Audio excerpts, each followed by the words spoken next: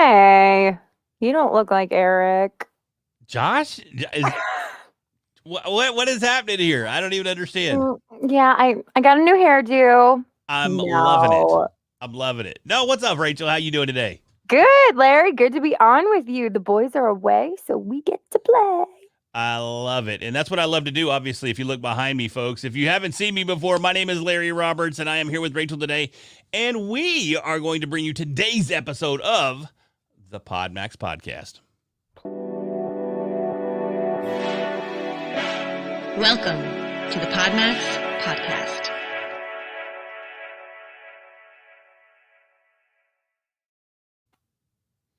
Nice. All right. I love it. That was beautiful. That nice little transition there from the announcement into the actual podcast. This is tremendous. So I'm really excited, Rachel, and it's a pleasure to be here with you. We've just recently met. We have. I know. I feel like we're old souls, though. I feel like I've known you forever, Lair. Well, you just have one of those personalities. You can call me Lair. You can call me whatever. It's funny. I used to, one of the jobs I had as a kid, they called me Lair Bear. I'd go to work every day, and the manager would call me Lair. I think that's some kind of harassment. Yeah, you don't shake that too easily. But you sound like you're doing well, and we're over Lair Bear. Okay, won't call you Lair Bear. Larry it is. Cool. So, man, this is great. We're here, as you said before we got started. The guys, they are off, and they are doing their Podmax thing, reaching out, growing the brand, learning more. They're doing everything they can to consistently grow and improve Podmax and everything that they bring to the table for us. And we are here today to talk about a variety of different topics that would there's segments, right? There's segments to this show. Tell us how it's done, Rachel. All right. So first we're going to talk about pro in the know, and we have some exciting things. So, all right. First of all, Larry, would you ever pay for a podcast? Personally? Yeah. Probably not. No? Well, there's a big announcement from Apple that they're changing the way their podcasts run, changing the podcast platform. So there's a new software update. It seems like we're on the bajillionth update by now, but it's 14.6 for those of you who are keeping up. And this puts a subscription option live on Apple Podcasts. What do we think about that? It's not something that's entirely new. Subscriptions for podcasts, it's been around. There are third-party applications out there, kind of like Patreon, that act as a paywall for your podcast and the content that you create. So having this paywall in place really isn't a new concept, but it is a new concept from the large corporate perspective. From the big boys, yeah. And I'm sure, Patreon's not going to be too happy when they hear that Apple is kind of taking what they're doing. But I don't know. I still feel like there's a lot of people out there who, number one, don't listen to podcasts. Where are they? What are they doing? You need to jump on board. But that maybe want to dip their toe in the water and wouldn't necessarily pay for one more thing, because we're already paying for so much. Like what kind of subscriptions do you have? What kind of subscriptions do I not have is really what it amounts to. We have to go through the bank account every once in a while and go, are we double dipping for HBO? Are we paying twice for Showtime? We've done it too, man. I know. Why?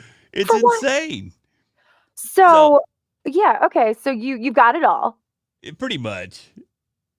Now, I feel like, I don't know. I don't know if I would do it. It's going to be an easy thing on Apple because a lot of people have, Apple products to just click that button and subscribe. I think most of the time we don't even know what we're subscribed to, right? You get your bill, you're like, oh, wait, exactly. Hold on a minute. When did I click that? But I have to say, I polled my book club, Larry. I polled them. I said, would you pay for a podcast platform? And most of them said no. But what would be the benefit to a listener to subscribe?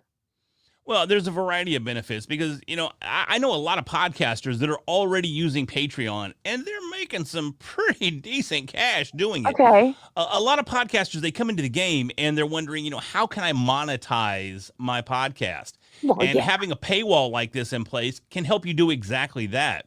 So it's up to you as the content creator, though, to come up with ways and entice your listeners to want to pay for either additional content, episodes that aren't published outside of the Okay. paywall. Maybe they have access to archived episodes. Maybe they have access to unedited episodes. All right, Maybe you have sell me, come on, show me I'm more. working on it. Maybe you have some episodes where they're a little blue. Maybe the content isn't exactly what you would put out there for your average listener, but they want to hear some behind the scenes type action. You could put those episodes out there. A lot of podcasters will also use this as an opportunity to give early access to new content. All right, I So like there's a that. ton of different ways that you can leverage this and monetize your show. But again, now you're seeing the big media moguls get involved. They're understanding that, hey, these independent podcasters that are out here, they're doing this already. They're getting a significant piece of this pie, and we, the greedy ones, are missing out. So how do we get in on this? And I think that's They what we're want the seeing money. right now. Yeah. Exactly. I think that's what we're seeing right now with Apple introducing their platform to do the exact same thing. Well, I first got into podcasting through Apple because they made it very easy. It's like my friend was like, "Oh, listen to this podcast." And I was like, "What's a podcast? How do I get to it?" And it's right there on your phone, so it's very easy to get to. It's very easily accessible. So yeah, I think people might be clicking. Although we have guys like you mentioned, the big media moguls. iHeartMedia CEO Bob Pittman says he believes most creators want to reach as many people as possible and not throw paywalls around their show. No, I agree. I've never put a paywall in front of my show. I've had a couple of shows, and I've never attempted that approach on any of my shows. That doesn't necessarily mean that I'm against it, though. It just doesn't fit my particular model. So I do think that there are plenty of opportunities for creators to take advantage of this. And I think it may be easier for creators to start leveraging this platform because, again, it's native to the iOS device. It's native to iTunes now. Yes. They don't have to use a third party. They don't have to go through, get another account with another company and manage I it don't all want there. another nothing. I don't want another login, another Exactly. anything. Exactly. Everything's centralized. Everything is right there. It's home base. And I think it's probably easier and will instill more confidence in the listeners that they could go ahead and pay for this show. And going through someone like Apple gives you the buyer confidence that you need in order to go ahead and move forward with that purchase or that subscription. It does. I mean, how many things through Apple are we already subscribing to, right? Now, what about how do you think this is going to affect their buddies over at Spotify or Audible? I mean, I listen to both. I do audiobooks and podcasts. So I don't necessarily consider them, like fighting each other there, but definitely Spotify. You think Spotify is going to jump on board? Oh, I have no doubt. 100%. Spotify is going to jump on board as well. I mean, if we look at it right now, Spotify has rushed out of the gate, and they're already gaining ground on Apple and iTunes as far as podcast subscription goes. Spotify's number 2 right now. Of course, Google's number 3, but they are way, way back there. We may see that change over time. There's rumors they're going to revamp their entire podcast platform, so we'll see how that plays out. But I have no doubt, and there's already been rumors floating around that Spotify is going to do the exact same thing. Man, I think it's going to be something of the past. Like, do you remember when all of the things out there were free? Remember when podcasts were free? Remember when information just was out there and you could have access to it? I don't know about you, but I remember back in the day when you could just stick some rabbit ears on the back of the TV, and even the TV was free. Mom might say, Larry, go over there and hold that left rabbit ear and bring in that. We can't get channel 8. Go ahead and hold on to that while I watch the news. But the thing is, it was free, so you do what you do, right? I grew up in the middle of nowhere, so we didn't have cable until I was like 10 years old, and we had to, move it around, the whole crazy thing. And then all of a sudden, cable came in. It was like, where has this been all my life? It's a whole new world. Sure. But, we're in that. We want that information. We want it now. We want to be on the cutting edge of everything. So. See, and I like what you said right there, though. I love the fact that you said that, we got cable and our whole world opened up. Mm-hmm. And I think that's where we as creators need to understand that just because this paywall is now available doesn't necessarily mean it's a direct path to instant monetization. Good point. We still have to create content that people are willing to pay for. And I think that's where a lot of the disconnect comes into play. People think, oh, I'll go ahead and I'll jump on Patreon and I'll put a paywall in front of my show. And then all of Okay. a sudden, everyone's just going to come flocking to me and listen to my show. And I No. can quit my job, and now I'm a full-time podcasting and entrepreneur, and this is great. This actually brings up a really good point. So is the bar going to be higher for the hosts? Oh, I think so. 100%. I mean, look at, I'm going to get in trouble. Eric, Josh, I love you guys, but I got to say Clubhouse. Look at Clubhouse. They just started the Creator First program, and now the Creator First, they're getting paid, right? And it's the same thing. But those Creator First applicants that got chosen as creators on the platform, they are above and beyond your average creator. That doesn't mean that the average creator doesn't have a chance. That just means that we need to step our game up and get out of that average space and go ahead and start creating content that far exceeds the average expectation, that entices people to jump on board and pay us for that content. Oh, man, we could talk about this all day, but you know what I'm really excited about? What? Build it and they will come. Well, let's build it and they will come. I cut you off there. We were so excited. We could talk about that all day. But it's build okay. it and they will come. Larry, what are we talking about? Well, we're going to talk about building, right? We're going to talk about building our talent. Yes. Tell us more about that, Rachel, because that is definitely your wheelhouse. That is my new lane. We have a new platform with Podmax Talent, which is so exciting because for a lot, many people who know us, know our brand, know that we've been doing these Podmax events that are so successful, right? I know you've participated in a bunch of them where we have amazing, basically like experts in so many different fields, right? And then we have our amazing hosts, such as yourself, and we marry the two together. So we create this amazing medium for people to get onto shows, and it's great PR. It's anything that we can do to put on our social media and get out in front of people and get in front of clients in a different way is a win, right? So we've taken Podmax Talent and kind of created that same idea. So we have amazing experts, and I'm being their talent concierge and marrying the brands together and getting them some really awesome exposure on great shows such as yours, right? Yeah, I mean, it's a perfect opportunity for individuals that want to grow their brand, grow their business, target their ideal listeners, which in turn may end up being their ideal clients as well. Absolutely. So absolutely. I think I don't think we can stress it enough how valuable podcasting as a tool can be. I mean, there are so many benefits to it. I'm sorry. Absolutely. But it's really cool because, it's a chance to really tell your story to a different audience. People, like you said, you can target your audience, but people, they want to hear about the person. A lot of times when we have, great realtors or finance people, they're talking about one thing. With podcasting, we get into the whole person. We get to know who they are. We get to know what makes them tick. We get to hear just crazy stories from them. And I think that is really where the connection happens with your end client. They want to know who you are, what you do, rather than just about your company. So it's been a fun journey. I get to talk to some really interesting people. And the experiences that you've had at the Podmax events, I'm sure you've interviewed some of our great talent. Oh, definitely. I mean, I think I've been to, I think the joke last time was I've been to 18 events. I think there's only been like 13, but I've been to every one of the virtual Podmax events. I've been there, and I've established some tremendous relationships that far exceeded any of my expectations.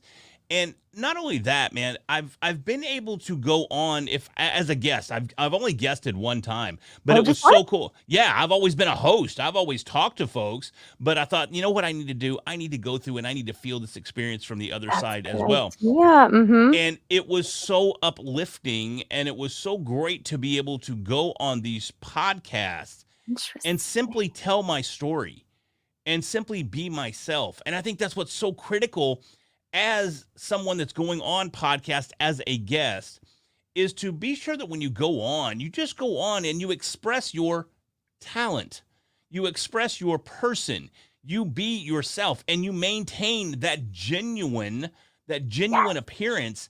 And you don't put on airs, you don't put on a show, you don't put on a mask. Go there, be yourself, express yourself, tell people who you are, tell them your story, and let people get emotionally invested in what you have to say.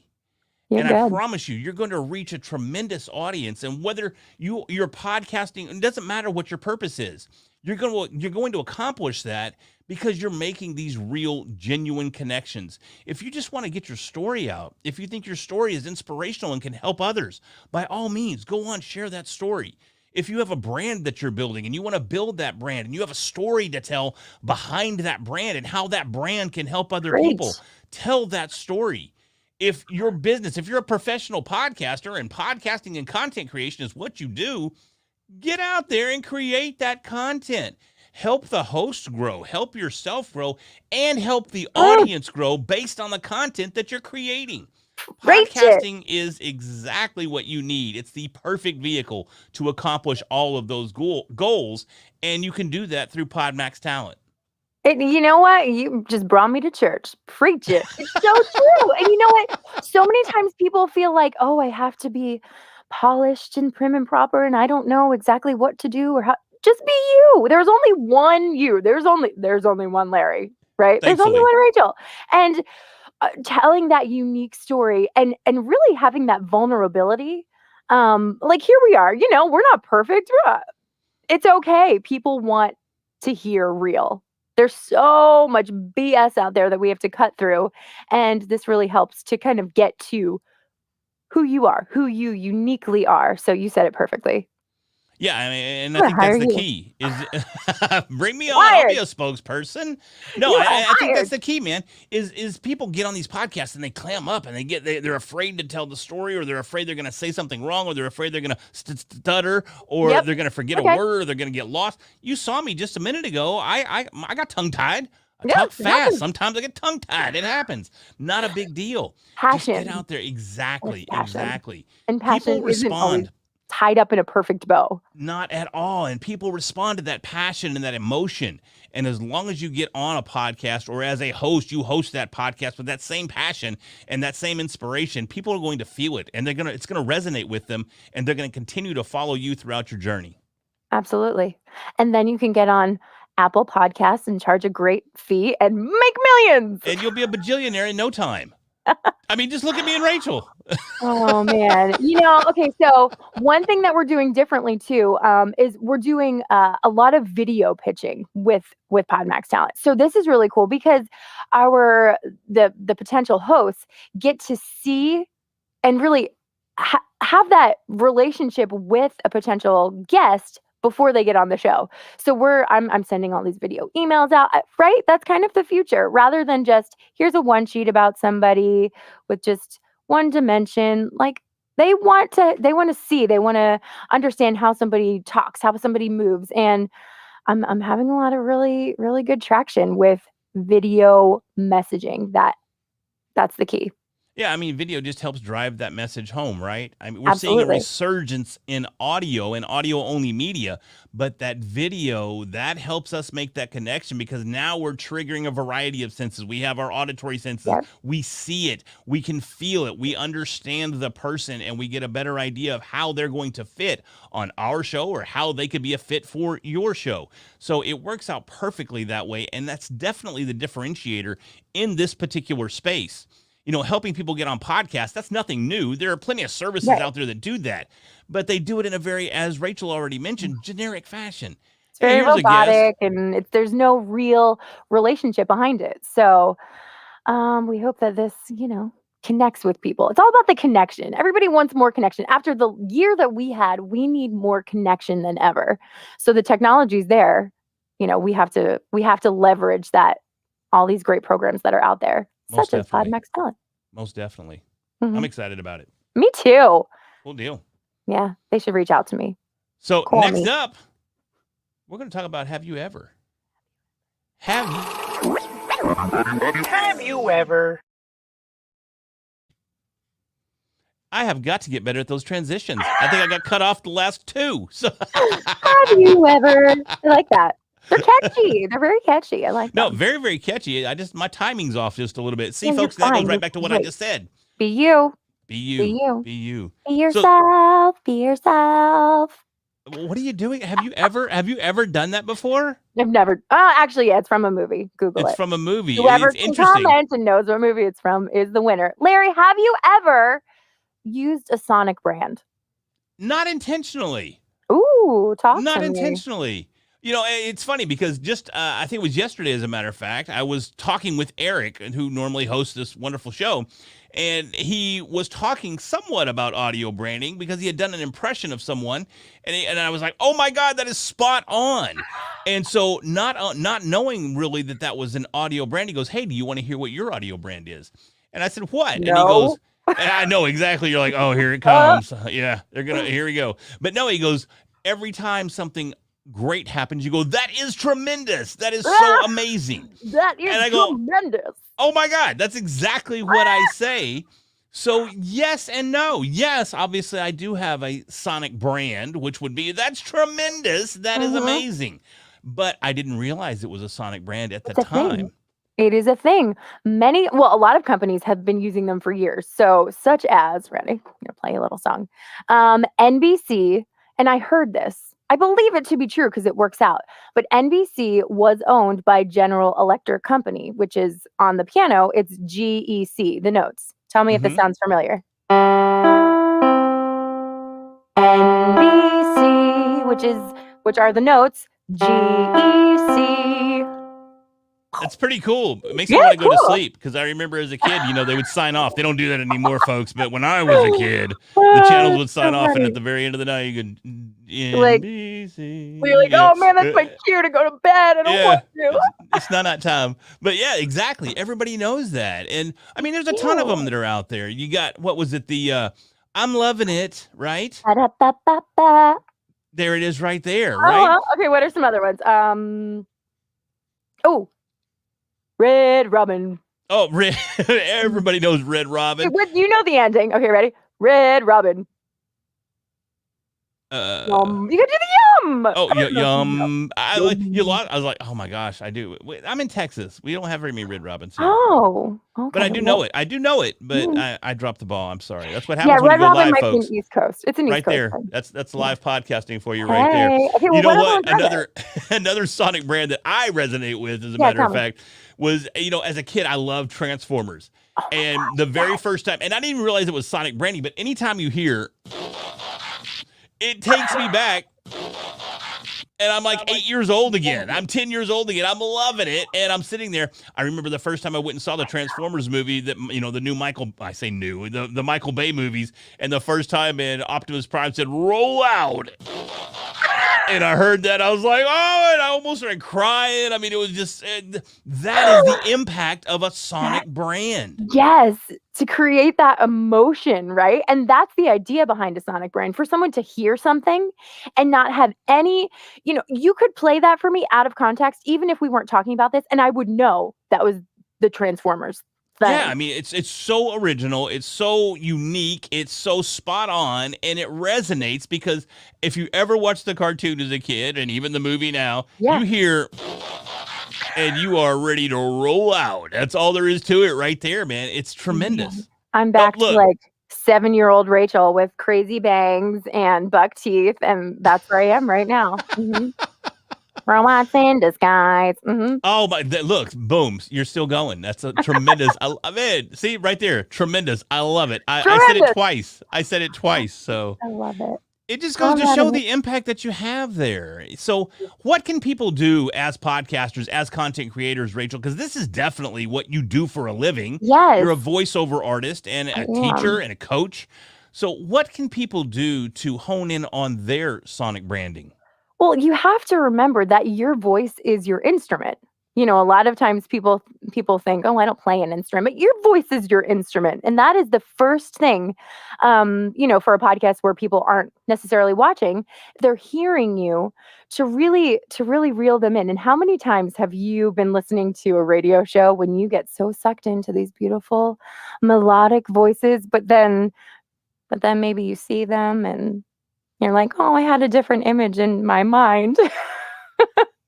But your voice is very important. It's so powerful. So to really make sure that you take care of your instrument, lots of water. I even do vocal warm-ups before I'm doing a voiceover. So See, I'll now do all these. I've heard that. I've heard to do that, but You've for never some done it? reason I just don't. Yeah, I feel kind of silly going into my studio and going fa sol la do re. I don't even know how. I don't even know the words. But I feel I'm in here just doing all these octaves in this vocal range, and Yeah. I know my wife's in the next room going, "What is that idiot doing now?" Oh, okay, ready? All right, we'll do it together. All right, Ready? Here's a good one. all right, cool. Mommy made me mash my M&Ms. So I'm not gonna make you do that, but that's like over the top. That's for singing. Mommy made me wash my M&Ms. Mommy made me mash my M&Ms. Mash my M&Ms. For all of the theater people out there, that's one that's like everybody does. No, but even little things like just okay, this is ridiculous, but going Okay. like can you do that? Can you do it? Try it. Not without. See, okay. There are more muscles in the face than anywhere else, so to make sure that you're relaxed is really important. Even just taking some really, really deep breaths and blowing out that breath for as long as you can, like a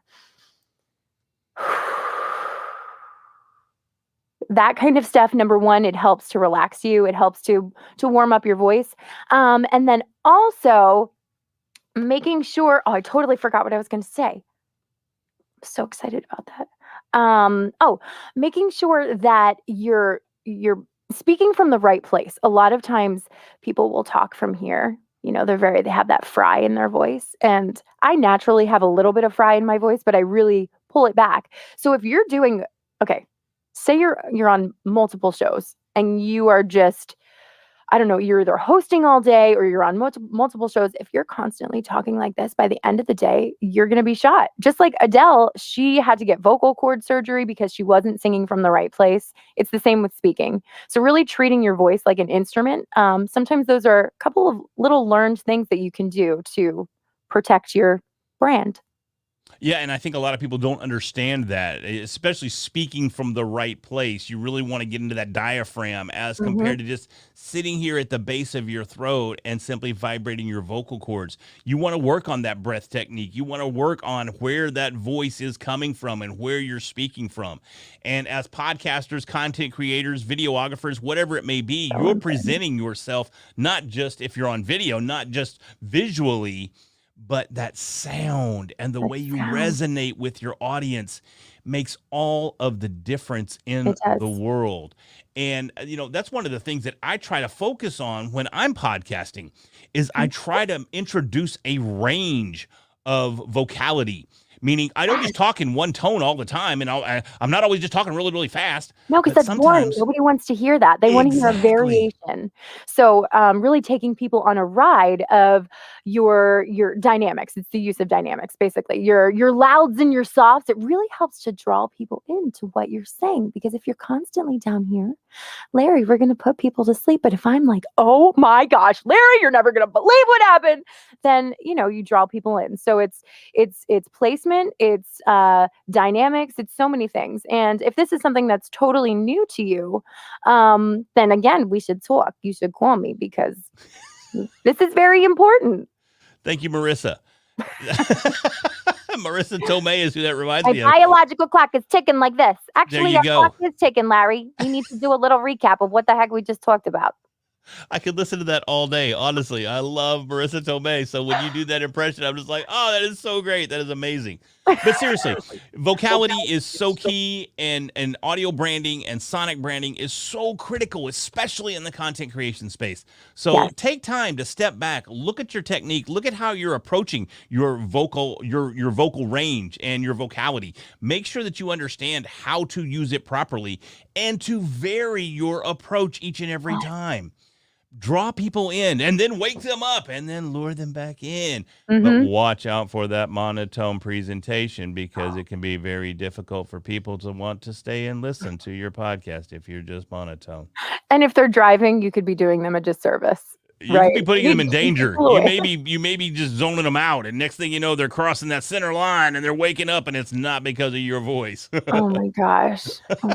It's so true. We got to be careful with that. And even just in anything. I mean, this translates to all different fields. You don't have to necessarily be be on a podcast or hosting a podcast, even if you're giving a presentation, Sure. even if you're in the dating world, I don't know where people are. You don't want to just present yourself in one level. You want to have that dimension and that excitement in everything that you do, right? Important Energy, stuff. emotion, variation, all of that is so critical when Mhm. you're working on that sonic branding, and it all comes into play for each and every one of us that are content creators. Yep. So what have we talked about? We covered a lot of stuff today. Man, we talked about Apple introducing their paywall subscription services for podcasters and podcasting channels. Whether To or not that's pay or something, not to pay? that is the question. I'm still not going to do it. I'll probably do it. I say I'm not going to do it, but I'll probably do it. No, I mean, it's a great opportunity, and especially for content creators that are creating enough content to justify it. So there's just you're going to have to weigh it before you jump on board. Make sure that you sit there and you plan that out. Plan out that approach. See if it's something that is even viable for you as a content creator, because you're not just putting a paywall in front of your content. Now you're taking on a responsibility to fulfill the expectations of those that are subscribing and paying for that content. Yes, because there's a lot of people out there who just dabble in the podcast, thing, and then they're like, "Oh, this isn't really for me." So, Apple is going to be taking 70%. They're going to leave you with 30%. That stings, man. That stings. 70%. It's like, here you go. Thanks, Apple. I'll take my 30%. That's right. Well, it is what it is. They can do it because they're Apple. Yeah, most definitely. Most definitely. Good old corporate America. Take it over. Take it over. All right. What So else we talked talked about build it and they will come. We talked about some good old Podmax talent and how important that is to just tell your story and get out there. What a better place to do it than with us. The Podmax brand that people know and love. Exactly. I love it. I'm loving it. And which brings us to our last thing that we talked about. Our sonic brand. I'm loving it. I mean, I feel like there are so many more that we didn't even touch on. There really are. I think, what did we do? The J.G. Wentworth? Did we do that one? Or what's the one that you always watch? Okay, I used to watch Jay Springer. I'll be honest. Confessional. The guy. I was that one guy that was keeping him on the air. That's me, just that one guy. So, not the millions and millions of others. But he always had those commercials that they all had that audio branding, and they stuck in your head, and you would I would get mad. Empire. 588-2300 Empire. I don't even remember the numbers. I haven't seen that commercial. I don't even know how long. Well, I was thinking of J.G. Wentworth. 1-800-GET-CASH-NOW. Get cash now. Did you ever see that one? Isn't it like kind of like get cash now? Oh, I don't know. They varied. They went from, they did an opera version, they did a hip hop version, they did all these, but it was all about J.G. Wentworth. Get cash now. So all those, man, sonic branding, they stick with you. They wake you up at 2 a.m. and you were just livid. I know I would be. I'd be laying there listening, and those commercials would be going through my head, and I'm just like, I just want to go to sleep. Empire, stop it. Oh my gosh. I would love for people to comment in the comment section to tell us all of the annoying sonic brands. But hey, guess what? The sonic brand did their job if you can just rattle it off and not even think about it, right? HBO, Dolby, Netflix. Oh yeah, HBO. Remember the HBO as it would fly in through the city? And again, here I am dating myself, going back in the 80s. But when the movie would come on HBO and at night especially, they would do the HBO logo and it would fly through the city and do See, I know it right there. I know the whole song, and I haven't heard it in decades.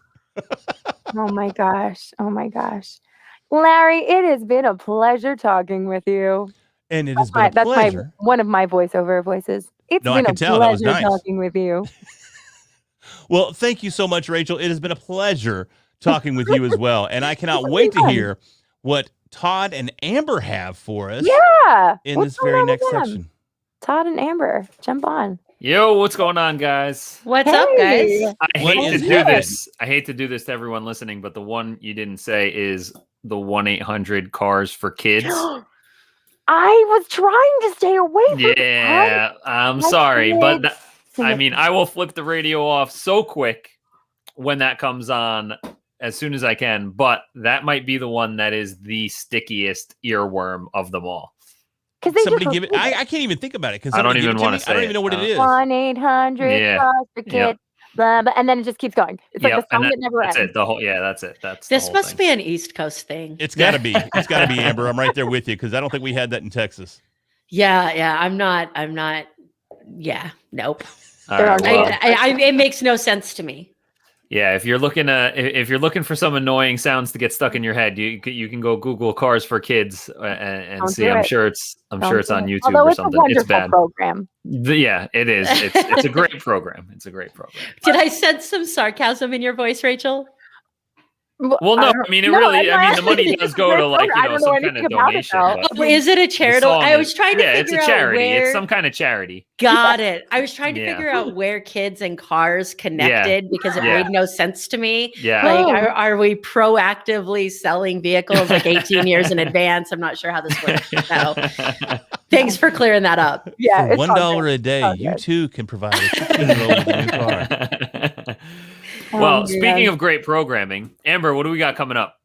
I'm super excited to dig into this because frankly, I'm just going to sit back and like take in all the knowledge that Todd has for us this week about being able to take your influence off of relying on social media and be able to build your own email list, be able to have control of what your audience sees. Obviously, with Facebook, it's very algorithm like, and Todd is going to get into some recent changes to this algorithm that may affect branding for people who have relied on it heavily and how they can proactively 10 years later start digging into building the email list they should and what benefits that has for them. Yeah.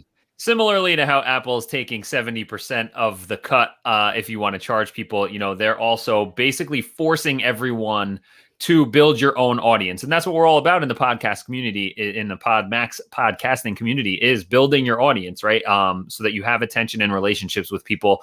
And Apple has dropped the hammer from a data privacy standpoint, and they're forcing us to follow the advice that some people have been giving for like 15 years. Somebody being, right? And then we're going to get into some of the mindset topics that go on for why people hear this advice and then they don't necessarily take action, and what we can do to start to put those habits into place so they can start seeing the progress that they should in their business and their podcast. Yep. So for everybody, if you want to follow along with that, that's the On Air Brands podcast. Season 3, episode 10 will be today's show. Love it. We'll be there. Awesome. That's good info. We all need that. Yeah. I wish I'd have listened to that info a long time ago, to be honest with you. Don't we all? Yep. Sometimes I feel like I would. would still even now I feel like it's still coming up and I'm like, oh, I don't need that. And then 10 years later, the conversation we had last week where I told Todd that Google Docs was the way of the future and he laughed at me because I've never used it. Like, this is the first time I've ever used Google Docs consistently. And he's like, this is not the future. Like, you're missing about like 10 years. Right. It's never too late. You're there. No, right? That's what they tell me. Yeah. It's my future. How about I feel like there you go. Right? We're all on our own journey. I feel like in technology, there is definitely a too late. Awesome, guys. Well, we can't wait to check you out. Awesome. Yeah, most definitely. Thanks, Todd. Thanks, Amber, for coming by, telling us what we have coming up next. And I'm excited to be there. I'm excited to be a part of it and watch it. I know I'm going to learn something because I do. I have that regret where I go, man, if only I had started building my own audience. But, I think we have such a reliant society that we rely on all these services and these goods to kind of almost do the work for us. Yep. But that's just not how it's going to work in the long run. And for those of us that are wanting to branch out and be entrepreneurs and be content creators full time and maybe walk away from that corporate America job that we all love so much, love in quotes there, folks. So this is going to be a great lesson. And I know it's going to provide a lot of value for each and every one of the listeners. So thanks, Todd, for coming on. Amber, thank you for coming on and sharing that with us. And we'll definitely check it out. Yeah, you got it. And we'll take it away here. Rob, you want to cue in and let's hear from our great Podmax community about what we have going on.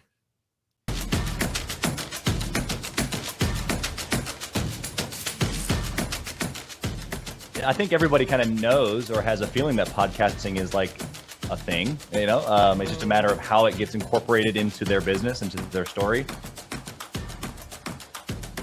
where else can you get on an event, like in person or online, and have like this collection of people? Any person that this group and this community attracts just like brings it.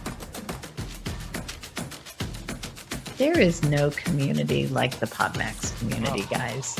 I love Podmax. I love everything about this environment, this family, and every one of these events. It's just tremendous. This is our 5th time here, and every time it just gets better and better. I mean, the relationships, the format of the event, and the opportunities to put us in front of people like David, for example. So we're always open to having deeper and more meaningful conversations one-on-one with each and every one of you to say, all right, how do we help each other? We're all in the same game here. It's life, right? Let's just do it as best as we can and have a blast doing it. I am just like living off the energy from my 2 interviews this morning, getting pumped for my 3rd interview. There was just a lot of personality that was brought. There was a lot of deep conversations that I wasn't anticipating. It just created magic.